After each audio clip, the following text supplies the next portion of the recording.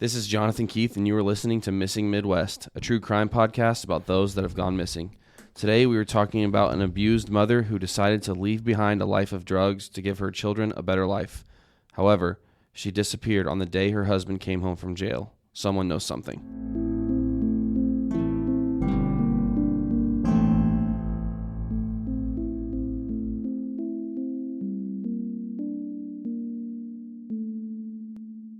Ew, shocker. Yeah. The husband did it. Hey, listen, I'm very much against the automatic assumption of the husband did it. Because you're a husband? Because I am a husband, and I would never do that to my wife, but this one is probably going to be the most obvious. The husband did it? I mean, he's out there free still, so maybe there's something the cops aren't seeing. I don't know. What's exciting about this case, a couple things. First one is it's in South Dakota. It's the only state in the Midwest that we have not done yet. So after today, we will have hit every state in the Midwest. Yay! The other thing about this case is there's something that happened this last December that really sparked things up, and so investigators believe it is almost locked in. Okay. Well, I know nothing about it. So yeah. All right. Well, let's go. Let's go to South Dakota. You don't have any announcements?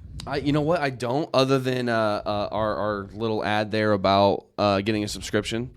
We've been pushing our exclusive content. We're up to about 25 episodes now, over 15 hours. Like I'm sure you heard in the little ad that we just went on there. But we're excited about it, guys. It's something we put a lot of time into, and to look back and see how much time. I mean, 15 hours is a lot. Yeah. That's like a whole drive to Florida. You know, and we've got some good stuff that, for $10 a month. Florida. I do too. I mean, I'd prefer flying, but whatever. Being in Florida sounds so sounds subscribers that I'm personally interested in would be food, massage places.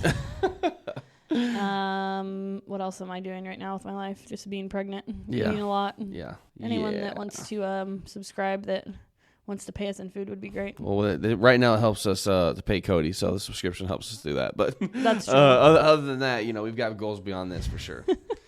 Ice cream. Let's get an ice cream subscriber. There's a new ice cream shop coming in Greentown, and we're hyped about it, but our family's an ice cream junkie family. When our kids are like, have they figured out when they're opening up in Greentown yet? Like, our boys are like, I hope it's exactly like Kelly's. Like, I know. It's funny. They have their I know. They posted the other day, they said, what would you like to see on the menu? I was like, please make it exactly like Kelly's. No, I was just like, let me get my list out here. Oh, yeah. Like, clear my schedule. Yeah, clear my schedule. I will make your menu for you. Well, I'm sure they have good ice cream joints out there in Huron, South Dakota as well. Huron. Do they? Is there anything out there in South Dakota? They have to have at least one good ice cream restaurant. Do they have Dollar Generals? I'm getting there. Okay. All right. Our Dollar General and ice cream shop are right beside each other. Yeah, literally, you could throw a baseball from our ice cream shop to the Dollar General. That probably goes about every ice cream shop in Indiana, though. There's a Dollar General somewhere in shooting distance there. Whether you're a team of 1 or 1,000, Bo Digital can help make your marketing goals a reality. Let's be honest, most of us who run our own businesses need help in the marketing category. Either you have no clue what an algorithm is or you just don't have time to mess with it, Bo can help you with that. They offer an a la carte menu of marketing services where you can take what you need. It can be your website, your socials, newsletters, or even blogs. Bo can help you take some of it off your plate and free up time for you to focus more on the things that you love. I personally use Bo Digital in my own small business, and I love them and the team that they have and the knowledge that they possess is far beyond anything that I could do on my own. If you're looking to grow your business, you have to put a bow on it. You can reach out to them on their website, bowdigital.com, or on Facebook, BOWE digital.com.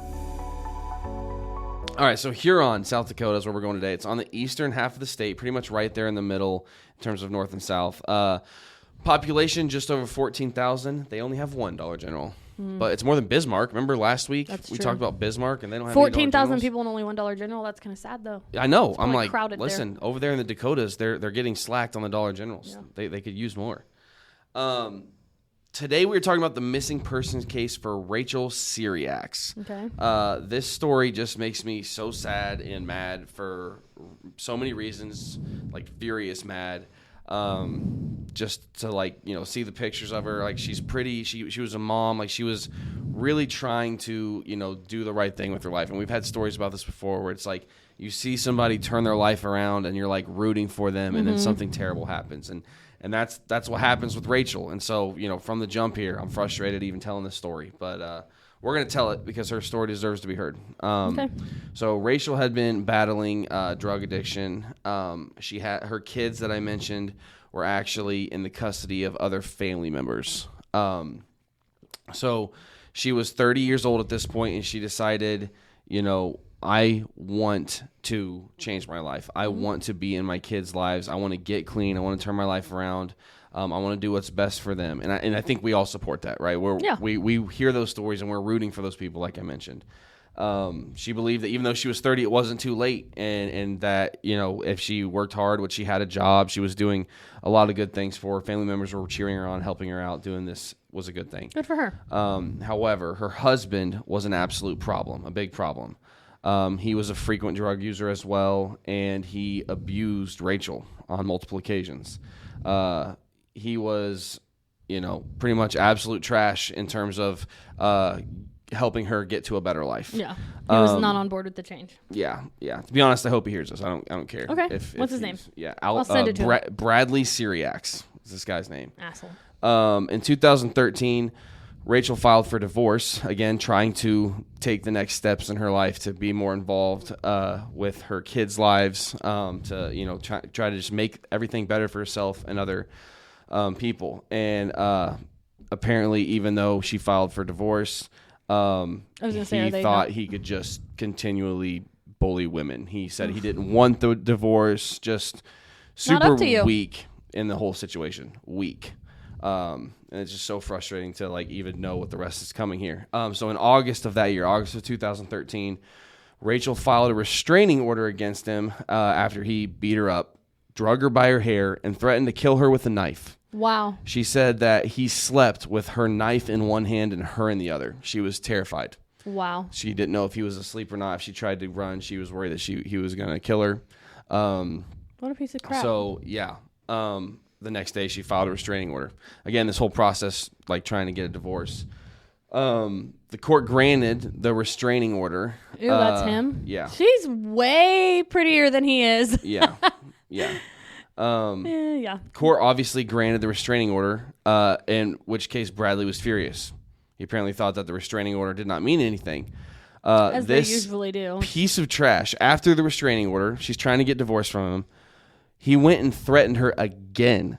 Wow. Told her he would bury her where no one would find her. Does he not get arrested for breaking this restraining order? I'm getting there. He said he would bury her where no one would find her and punched her in the face. Wow. She ran, tried to escape, gets out of the house, runs to a neighbor's house and calls 911. So Big Bad Brad had to go to jail for violating the restraining order. Yes. Big Bad Brad, Yeah. and that picture looks like a scrawny Yeah. loser. Yeah. Are you looking to buy or sell in 2024? Let Amber White help you find your home sweet home. Amber is a local realtor to the Kokomo and Howard County area, and when I say she knows her stuff, she knows her stuff. When we decided to move closer to family, I literally messaged Amber and told her I wanted to sell my house, and then later I want to buy this house, and she made it all happen. Buying and selling is such an overwhelming process, but Amber seriously took care of every single step and eliminated all the stress for us. Her knowledge was invaluable, and while I say I never want to move again, I know exactly who to call if we decide to. Follow her on Facebook at Amber White, Realtor /broker with Carrie Gruhl and Associates, or you can give her a call at 765-865-1118. So, he's in jail. She's trying to clean her life up. She's going to work. She's getting to see some of her kids with her family members, they're staying with their family members. He apparently doesn't think restraining orders matter, so he messes that up. At least he's in jail. She's safe. She's growing. Probably for right? 2 days. It was a couple months, I think, maybe a month. Good. The threats against her life didn't stop at that incident. After this happened, she's going through, saying, here are all the threats that he's made against my life. He had threatened to kill her with a knife. He had threatened to bury her, which got him arrested, right? Those two things I mentioned. Court documents also show that he had threatened to suffocate her, burn her, put her remains in cement, feed her to dogs, and to drop her body in a well that was down the road. Wow. Trash. The mother of his children? Trash. I don't know for sure if he was the biological father of any of those kids. Okay. But she had 3 kids. Yeah. Yeah, I mean, this guy, like, I just can't fathom saying that to, like, enemies. And here, this is his wife. So weak. So weak. So fast forward to when Big Bad Brad gets out of jail. November 12th, 2013. Again, August is when all that went down. Okay. So he was in there for, like, a couple months. Okay. Can you imagine the, like... Oh, that just makes me sick. Like her security just being gone the moment he gets out. Like, well, I mean, being able to live your life knowing he's in jail. She was the one that went and picked him up. What? Yeah. So like again, like you know, battered women syndrome, where it's like they go back. You know, it's heartbreaking. She didn't pick him up to run him over. It's heartbreaking. No.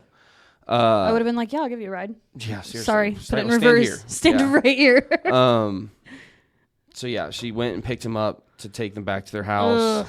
They were there for a brief time, and then she took him to a friend's house. So I don't know if she was like trying to be like, "Okay, you're moving out." Yeah, like, maybe your stuff. She was never seen again. Wow. The day she went missing was the day he got out of jail. And he was. She went to work. She had gone to work that day. She worked at a place called Pet Performance. And those are the last people to see her other than Brad. So she went to work. She went and picked him up. She went and dropped him off at a friend's house. And she didn't go back to work the next day. She didn't call in. She never reached out to any of the family members that had custody of her kids that she was working so hard to like get back with. Simply disappeared. Did you know the Jefferson House of Flowers has been a local Kokomo florist for almost 100 years? Our trained designers make beautiful arrangements for literally any occasion. You can send flowers for any reason. Birthdays, anniversaries, get well, congratulations. The list goes on. We make flowers for funerals, weddings, proposals, and even proms. Let's be honest.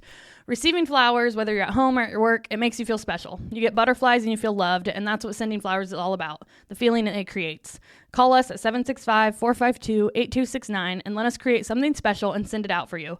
Or you can stop in and see us at 4300 West, 100 North Kokomo. We always have a cooler full of flowers that are ready to go, as well as a boutique full of gifts. Shop local, support local, and send flowers. So, who do you think is responsible for this disappearance? Obviously, Brad. I mean, how I think in the world is he not in that jail? Big Bad Brad had something to do with this. Stop calling him Big Bad Brad. He literally looks like such a loser. I'm making fun of him. He's a weak punk. He, like, I can't he even looks believe like that that's what I'm saying. There. He looks like a little punk. Yeah. Like I feel like I could like take him, and I'm pregnant. Yeah, ridiculous. I mean, at this point, I could probably this like, case is still sit unsolved, on him and suffocate him because I'm huge. But relax. Still my girl. So a little over a month later, after the disappearance, Rachel's truck was found near a bee farm. I was gonna say, hold on, back up. I got questions. Obviously, police immediately looked at Brad because he was with her. There was no evidence anywhere. So it's really hard because, like, who's gonna report her missing? So nobody reported her missing. I don't know what. I couldn't find the actual who did? date okay. that when she was reported missing. Okay. Because like she went and picked him up, like you know, she's an adult. She has a drug history. She's missed work before. She's not shown up when she's supposed to for her kids. I'm sure everybody in her family is like, dang it, you know, she's relapsing or something. So like it's unclear like when they figured out like, whoa, we're missing. Okay. But it was less than a month's time. It's not like a whole month went by, you know. So a little over a month later, Rachel's truck was found near a bee farm in Huron. This bee farm was owned by a family member of Tyler Griffith.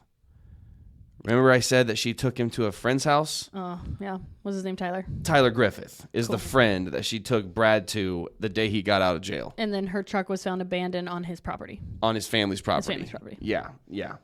A few months after that, in April, Rachel's house was vandalized. A window was broken as well as a table and a light fixture. There was also a message spray painted on the house that said Riverside for life, blank. Investigators do not know what this means or how it has anything to do with her disappearance. Is Riverside a place? That's what they don't know that either. They don't know what it is. That's what I was getting ready to say. Like they don't understand. Oh, it's not like they're like, it didn't mean anything. It wasn't like one of those like pirates and whatever gang thing that we had. Yeah, that's what I'm saying. Like it didn't meant nothing to police. It meant nothing to them. And the community members, they've like asked the community, like, tell us what this means. Like over 10 years, nobody's been like, oh, I know what Riverside for life means. Weird. Yeah, super weird. They don't know if it has anything to do with her disappearance or not. But like, how do you not think that? I mean, it's in April. She's been gone for 4 months at this point. I mean, was her house still just like vacant? Yeah. Like her stuff and everything? I mean that nobody knew had moved in. Yeah, nobody knew had moved in. Okay. In September of 2015. Hold on. When they found the truck, was there anything? No, I'm assuming no blood. No, there was nothing. there was nothing. There was like it was like they found the truck and it was just like her prints and like his prints, but he was in there. Normal, like she, yeah. So yeah, there was nothing that like pointed to anybody else. Want to know what one of the best decisions I have made for myself lately is? Stanley Cleaning Company. In this season of life we are in, with kids, practices, jobs, and pregnancy, it just makes sense to have a little extra help, and in turn, a little extra time. Christine comes to my house every other week and sweeps and mops for me, and I am not kidding when I say it is the best. She leaves my home smelling amazing and literally sparkling. We thrive in a clean environment as a family, and this service is the best thing I've ever spent my money on. It saves me time and energy, two things I'm greatly lacking lately. It can be a simple sweep and mop or a deep clean, home or office. It can be weekly or monthly. It's whatever you need. Plus, it's a local small biz, and you know I love supporting fellow business owners and entrepreneurs. Give her a call or text her and let her know what you want done. 765-860-3606. In September of 2015, so you're looking like 2 years later, okay? Mm-hmm. The police searched for Rachel on the James River near Huron, South Dakota area. This was based on some tips that they had gotten. So they went and searched there. On November 27th of 2016, so now you're like 3 years after, police investigated a location in Beadle County with ground penetrating radar, which is, this would allow them to, determine if somebody had been buried there. Mm-hmm. So they obviously had a pretty good tip that something was buried there. Riverside. The side of a river, right? I mean, I don't know. That's the only thing I'm getting from it. That's a good point, really. I didn't really think about that. When I was thinking Riverside for life, I thought it was like... Oh, no, I thought like on the side of a river. Oh, geez. Okay. Well, I don't know. Life, I guess, isn't really, weird. So obviously, like, they were pretty confident to go do that search there. Mm-hmm. They found nothing. However, there have actually been some big developments in the last few months. In November of last year, on the 10-year anniversary of Rachel's disappearance, police made like a plea for new information, new tips. It's like, hey, it's been 10 years. They do this. This is common. Yeah. Several new tips started pouring in. Yes. That's unusual. Yes. And some new tips actually led police to search the banks of the James River again. If you remember back in 2015, police searched on the James River in 2015. Yeah. Now it's like they have more reason to believe that's where they need to look. Wow. Okay. So then searching on those banks, they found some items that are relative to the case. These items have led to new people to interview, as well as new questions to ask those that have been interviewed in the past. These items weren't there the first time they searched it? Apparently. Well, I mean, if they're still there 10 years later, I'm sure they were buried. Yeah. I'm sure it wasn't like, oh, look, there's her shoe. It's... they didn't say what items they were? They did not release what items, which tells me they're dang good. Wow. Okay. I mean, right? I mean, like, according to any other true crime things we've ever seen, it's like if they're not releasing it, that means it's a smoking gun. Yeah. They believe that this case is very close to being solved. That's what investigators are saying. So good. I mean, again, watch your back, Brad. That was 5 months ago. I'm like, where is it? Where's the arrest? Takes so much time. He's never been arrested. He remains a suspect, obviously. Yeah. I have zero doubt that he was involved in some way. Yes. I'm hoping that the new leads and the new information lead to... I hope they talk to Tyler. This one getting solved. Tyler. I'm sure they have. Yeah. I mean, everybody involved, like I said. Did it say how close the James River is to like where this truck was? Like, does it run through his property, beside his property? Is it close? So I believe far the away? James River just kind of runs along the outside of Huron. Okay. So it's like, I didn't necessarily get like an address of where he lives, but there's a $25,000 reward for someone to speak up. Sounds like they need to keep pressure on that case. That's what I'm saying. If 10 years later they're starting to get new tips, nobody ever gives new tips that far late. Well, and new tips enough for them to go search somewhere and find something. So those that's a tips, good tip. So that person, whoever's giving those tips, man, I wish that we could like increase that reward or like. Yeah, I mean, 25,000 is life changing. I mean, like that. We would need to post this this episode to that town and get people talking. First ever case in South Dakota. So my South Dakota friends, do what you do. Get this one out there, and it's that close to being solved. $25,000 reward. And the number that you need to call with that tip is 605-773-3331. We are almost there, guys. Someone knows something. And that little bit of information that you might think was irrelevant 10 years ago, it's not irrelevant. Let's get this thing solved. If you need any motivation, just pull up a picture of Brad, and it'll just give you a whole new motivation to put him behind bars. Let me just read through this again real quick. Court documents proved that he had threatened to kill her with a knife, threatened to bury her and never be found, suffocate her, burn her, put her remains in cement, feed her to dogs, drop her body in a well. Wow. Dude is trash. Yeah. Beat her up, held her in bed drug her by her hair, held her in bed with a knife in one hand, scare her all night. Dude's trash. Loser. Let's get this thing solved. Let's get this taken care of. His face would look good behind bars. That's the only way. If it's some miracle that Brad didn't do any of this, we'll take this episode down. I don't care if it gets solved. But that's ridiculous. I'll apologize if it's not Brad, but I'm not apologizing to nobody. You don't treat women that way, period. Oh, yeah, that's true. But we can't say. It doesn't get away that. Yeah. I'll call him not a murderer. Maybe Cody just edit out the part where we insinuated that he was a murderer. Okay. But actually, he himself insinuated that by all the threats. I was going to say, he has claimed to be a murderer in all of his threats. So I say, screw it. Screw Brad. He needs to go to jail. Yeah, absolutely. This podcast is a So.Will.I.Studos production. So will I.